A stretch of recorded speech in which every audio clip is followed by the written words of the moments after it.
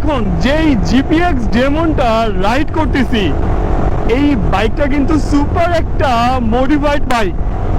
আর এই বাইকটার টপের ব্যাপারে জাস্ট এতটুকুই আপনাদেরকে শেয়ার করব, 160 to 165 উঠে।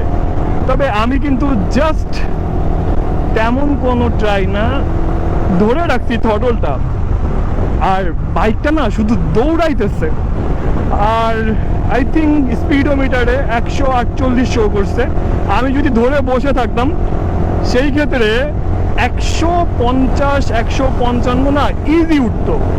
এই বাইকটার যে পাওয়ার, কারণ বাইকটার ইসিউ মডিফিকেশন করা, রেসিং প্লাগ লাগানো, রেসিং কয়েল লাগানো, এক্সজস্ট লাগানো, এক্সজস্টের সাউন্ডটা আই থিঙ্ক আপনারা বুঝতেছেন যে কতটা লাউড। বাইকটা রাইড করতে সুপার একটা মজা লাগতেছে। আর আমি বুঝতেও পারিনি যে আমার বাইকে 140 প্লাস উঠে গেছে।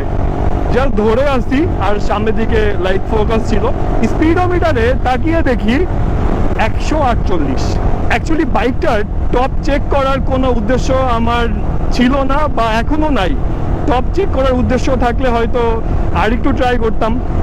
আমি তেমন কোনো ট্রাই করি নাই, বাট এই ডেমনটা না শুধু দৌড়াইতেছে তো দৌড়াইতেছে, দৌড়াইতেছে তো দৌড়াইতেছে।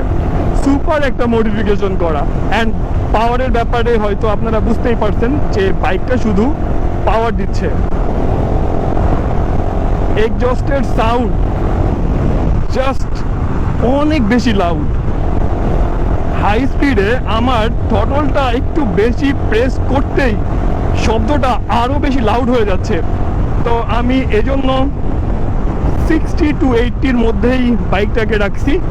জাস্ট একটু আগে কেন জানি মনে হয়েছে যে দেখি বাইকটার পাওয়ারটা কেমন, আর সাথে সাথে 140 প্লাস উঠে গেছে। অ্যান্ড শেষ পর্যন্ত 148 পর্যন্ত আই থিঙ্ক হিট করছে।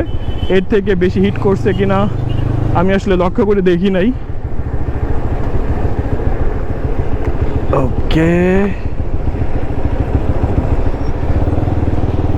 চলে আসলাম ভাঙ্গার সাইডের টোল প্লাজাতে।